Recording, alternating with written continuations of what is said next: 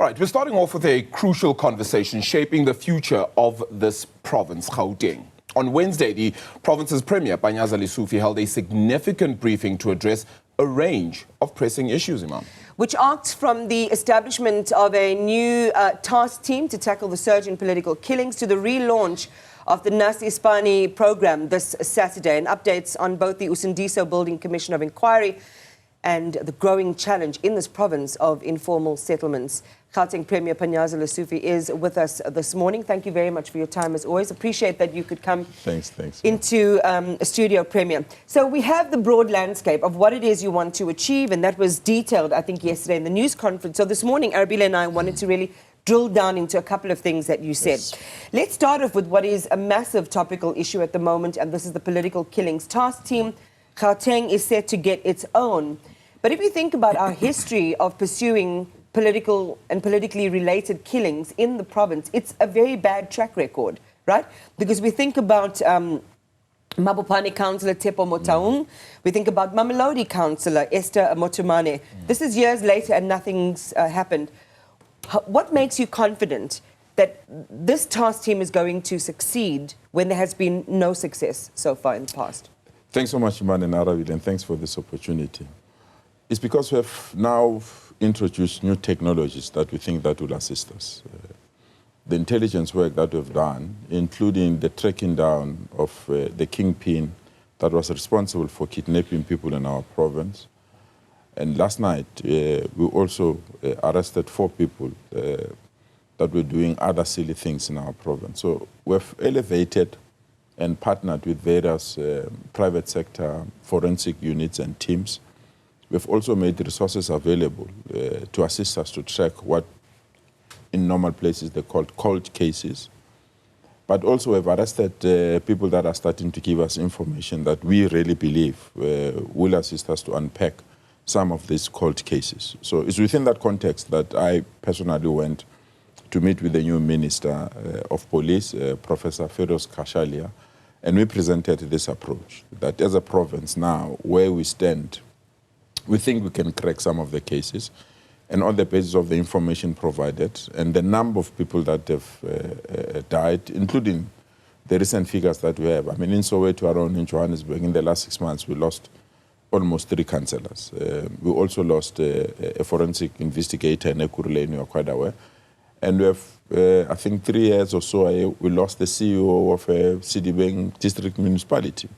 And no one has been held accountable to that. And there are many others that might not have reached the public eye that have died. So we've requested institutions of government to give us that additional information. And we're quite convinced that the political task team, and that's the reason why we say it's a task team, we want it to have clear terms of reference, their timelines, and the resources that they will need.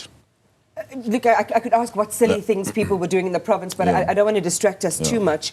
Let's just go straight to the family of Tepo Motaung and Esther Motumane. Are you saying to them that this political killings task team is going to make a breakthrough and headway in those 2 cases where there has been no movement over the last 3 to 4 years? I mean, let's take the case of Babita Dekaran.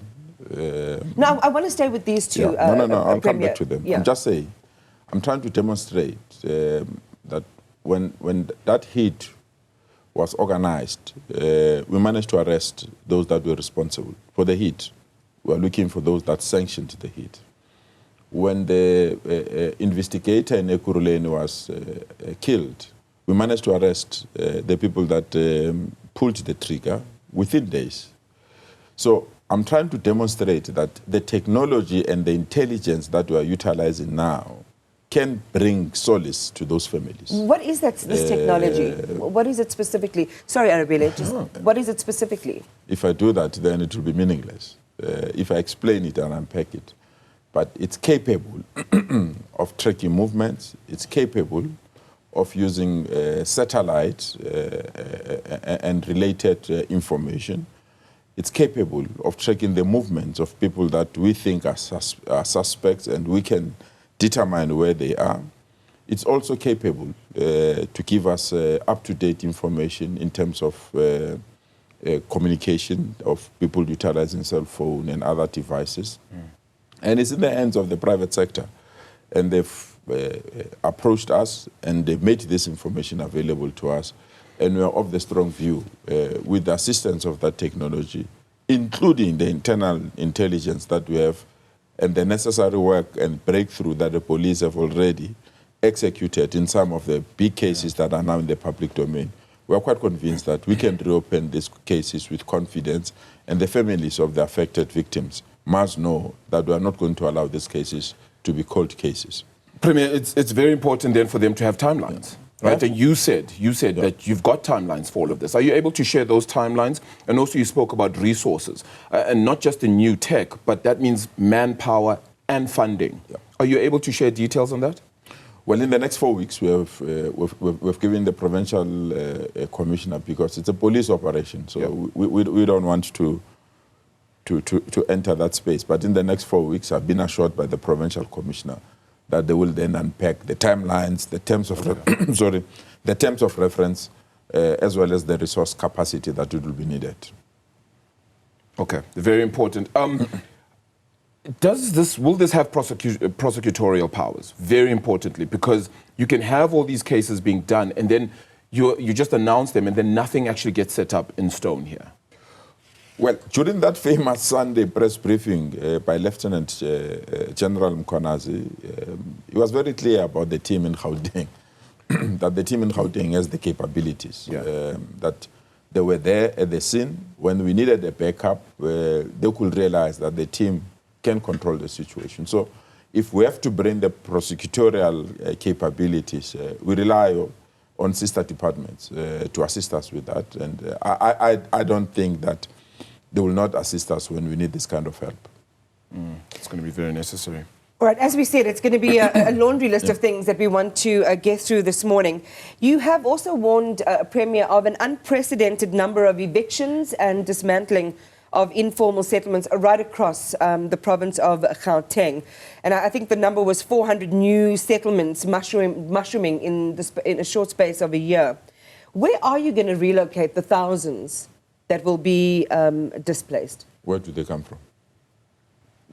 That's so, answer in whichever way you want, but there will be people that will be displaced. No, how are you going to manage that? We are responsible for South Africans. We have made alternative plans. Before we remove an informal settlement, we have done our groundwork. The people that are applying to go in our schools using online registration, we know who they are. The people that receive 350 social grants, we know who they are. The people that goes to police station to ask for proof of residence, we know who they are. The people that are utilizing other services that need their physical addresses. So each and every informal settlement, and that is why we can tell it's 400. We have scanned, analyzed, and we know them. And I can tell you, majority of them is people that are not South Africans. And they have taken advantage of our comfort, our Ubuntu, and the laws of this country. And we can't allow that. So we must not act purely because we are scared. The people that will remove, we don't know where they should go. They know where they come from, and they have to arrange that they go back where they come from. Our approach is very simple. Those that are on our waiting list, who are adhering to the laws of the country, who are respecting the laws of the country, must also be protected. You can't have people that are on the waiting list and others jump the waiting list, invade land illegally, expect water, expect electricity, and those that are on the waiting list, especially in the back rooms, who are paying exorbitant fees, we can't be in a position to assist them because we are scared or intimidated by people that have just invaded land. We can't allow that. Otherwise, this province of ours will be a shanty town. And we are not saying people don't need houses. We say there are processes, and we've revamped our housing allocation method. We've moved away from RTP houses only. We are buying land. We've bought land. I'm going to unveil some of this land. We put water, electricity, and sewer, and people can build on their own. We are doing all these things, but there are people that are hell-bent that every open space, it must be invaded, and these syndicates feel that they can bully or dictate government not to deal with these things. We are going to do these things within the law. We are not going to do things outside the law. But those that have invaded land, they must know We are tired of their tendencies. All right, so take us into the anatomy of what this looks like. As you say, and I would love for you to share with us what's the numbers of illegal foreigners in South Africa? Because as you say, it's a closely scanned, you've got the data. How many people are we talking about that must simply go back to where they came from? And then for the South Africans who do live in these informal settlements, will they go directly into a house or where will they be kept? No. If you invade land and establish an informal settlement, that is not recognized, that is not registered, because the informal settlements that have been registered, we're just waiting for approval in terms of the township establishment regulations. Those ones, they don't have to bother or worry, because we know them, and that's why we're providing services. It's those that when you go to Bloemfontein this morning, by the time you come back, there is a new informal settlement. It's those that have decided in some of our CBDs, in some of our towns and urban areas, they've just built informal settlement. And we should fold our arms because we are scared of people that are doing things wrongly. We have to adhere to our constitutional obligations. Where there's unlawful activities, we have to enter that space and rectify it. So the law is very clear. If you are a South African and we evict you, we'll make alternative arrangement. Local authorities are assisting us to deal with this aspect. But those that are not South Africans, it's not our responsibility. And we're very, very firm. We're not going to be dragged in that particular debate. If you want to be a South African, you want to participate in the economy of our country and other things, register yourself, get proper documents. And if there are either difficulties where you come from in terms of war and other things, there are proper procedures that need to be followed. We can't be a free-for-all country, a free-for-all province, where people believe they can just come and dictate terms to us purely because they want to hide behind the good laws of our country. These laws were meant for a purpose. They were not meant to be abused or to be misused. They are meant to protect all of us, including the integrity of our country. I mean, I would think that would be another conversation with your sister entities here, whether it be Home Affairs, whether it be law enforcement, etc. It's going to be such a massive project if that is undertaken in that way and could cause uproar even with our neighbors. So hopefully even DIRCO gets involved in that. But I also want to talk about social housing, just in general when it comes to the decay of some of the buildings in whether it be our CBDs or other areas. Of course, you have fire hazards, emergency budgets that need to be allocated to some of these. I mean, you just think of Usindiso building. How do you ensure that you have enough budget for all of this that you're doing and the relocation of some of these people when already Gauteng is in such dire straits financially? Well, that is why we established the Gampepe Commission to say guide us. It was two parts. Who caused the fire? But we know that buildings that have been hijacked. Who hijacked those buildings and what are the reasons behind? We now have the report. So we just have to resource that report. We have adopted and accepted the recommendations of that report unconditionally. So we're going on a budget cycle to attend to some of the issues that we have. But you can't have people that have hijacked a building and built informal settlement inside that building. They connect illegally to water, connect illegally to electricity, to sewer, and we fold our arms to say, no, it's a way of life. It can't be. This is too much. This is unacceptable. And we have to be very fair. It's just unfortunate that the resource constraint made it impossible for us to take this particular route. But now that we have amassed the resources that we have at our disposal, what we did, which is something that South Africans must appreciate, each municipality had a law enforcement agency. But to tell me that Johannesburg alone can deal with hijacked buildings in the CBD, it can't. So we had to start by bringing all municipalities and law enforcement agencies under one roof, pass a resolution that allowed municipalities to make available all that. So now we've created a borderless Gauteng. So a traffic cop or traffic police from Ekurhuleni can go to Marafong, can go to Midvaal, so that we can pool all these resources. That is why we say the 400 that we've identified, we're not going to do it alone, for example, with Ekurhuleni. It can't be. We have to bring Johannesburg, we have to bring Marafong, we have to bring Midvaal, and bring all the resources under the command of the SAPS and invade where the areas where we really believe. Because people travel, ultimately, as well. It's a long laundry list of things, as Iman said. So we have to move to Nasi 2.0. 45,000 job opportunities. Are you able to detail whether those will be permanent, if those will be internship roles, short-term contracts, etc., if possible at all. And then you've got a situation where it may not be a panacea for long-term sustainability in the job creation in this province. How do you ensure that it's long-term? What do you do when you have a falling social infrastructure? Me and you, where we grew up in a community hall, I can tell you now, either the ceiling is falling, or it has not been painted, or the toilet seat is not working. So should I go for a tender for that? If you pass around here in our streets, road signs are either falling, you go to any gravesite in our province, especially in the townships, there's grass, the fence is not there. What do? You go to a school, you find that it's not finished, the roof is falling. And we have been relying on tenders who fight amongst themselves, who are greedy, who overprice. There's a lot of corruption there.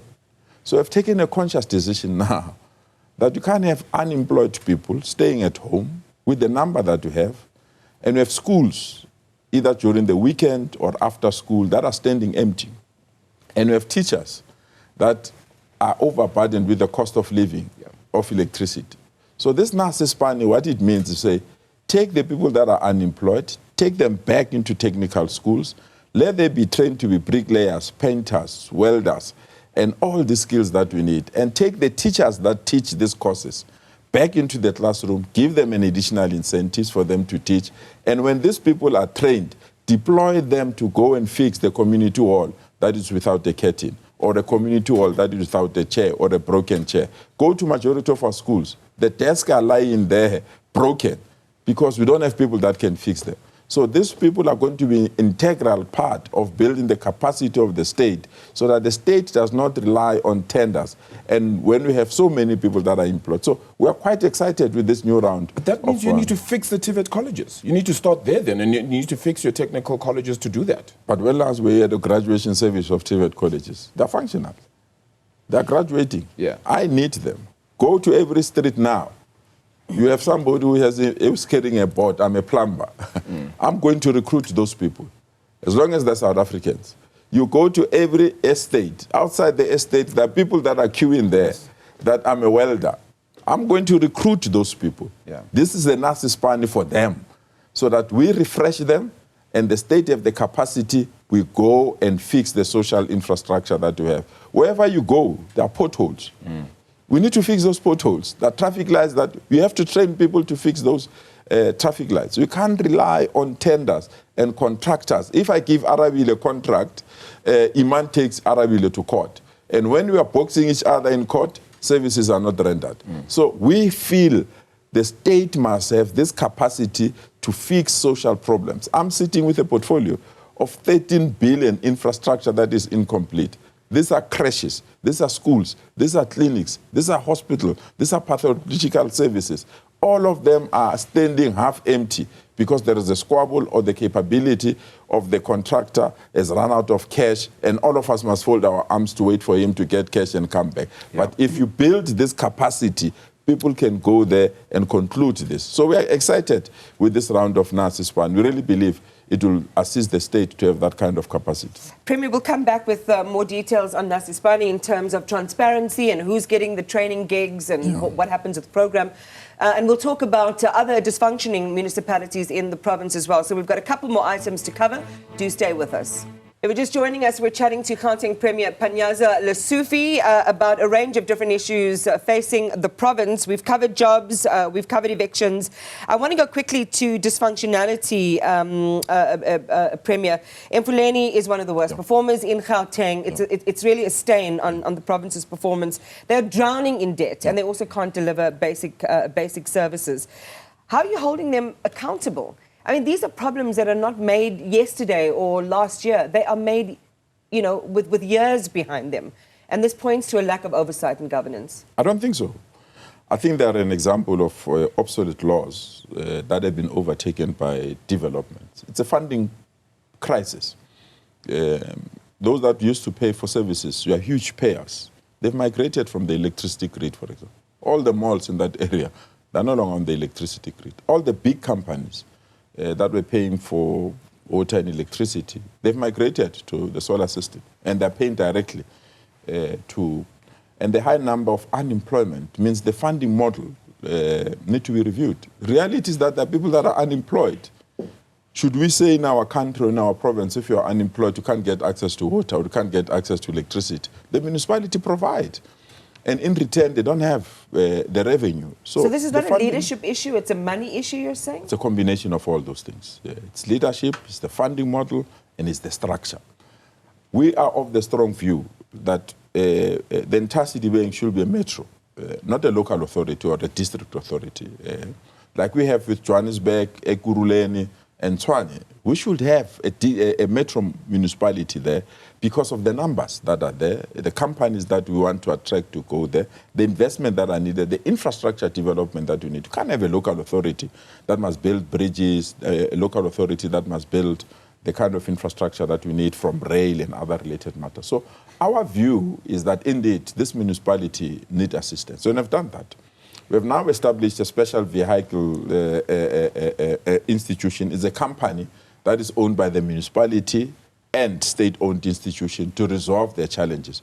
We finalized with rent water. So the debt of rent water there and the problems of sewer there, we really believe will be resolved because of this SPV, which is a special vehicle to deal with other things.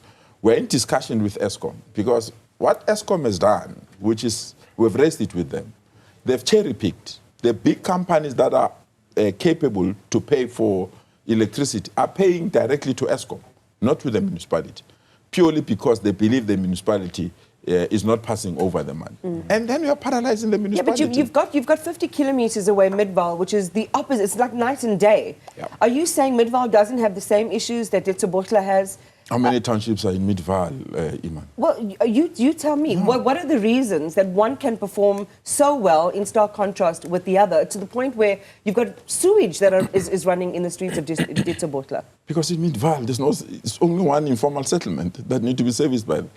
Whereas in Mfuleni, you've got almost 8 townships that have people that are unemployed there.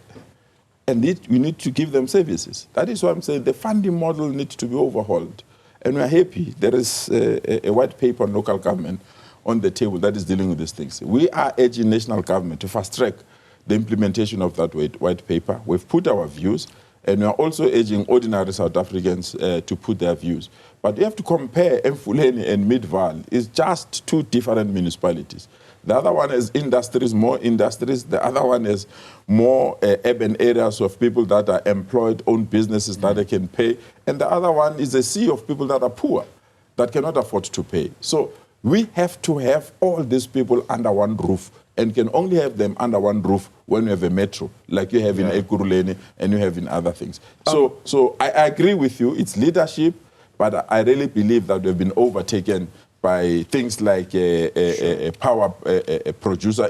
power producers, which is something that was not there when this legislation was established. Premier, we're running out of time, but I'm just going to ask a 2-in-1 if I can. 1, taxi industry stabilization within the province. Those permits are going to be very necessary. We've seen the strikes and what it's created and infighting. 2, those electricity prices continuing to go up for consumers. It's hurting. Is there anything we can do? The electricity one is unaffordable. I think we must really register our displeasure when NERSA said that they've made a mistake in the calculations of the rates. It means that it hits the poor, and the poor that are unemployed, that need to be serviced. So we are dissatisfied there. I really feel that they need to get their house in order. We have suffered that thing as well. I mean, Stats SA said the population of Africa, of Gauteng, was misstated. They had to pull additional resources out of our budget because of that mistake. So we can't have these mistakes that have financial implications and affect the lives of our people. But in terms of taxi violence, there will be law and order. There will be no one that will work in this province outside the laws of this province. If you don't have a permit, you don't have to be on our street, regardless of the challenges of the permits. Because if you allow every Tom and Dick and Harry to come and take that tax and put it there, then we are going to have unprecedented violence. We are speaking to the Necessary Taxi Association, where the MEC is meeting with them every Friday. We are sorting out either the issue of the taxis being impounded or the licenses. But there will be no one that will hit our road without a proper license. Whether it's taxi or alcohol selling in our province, we have to be very firm on those issues, including those that think that they can just plant a new informal settlement overnight. We must ensure that law and order is adhered and is respected.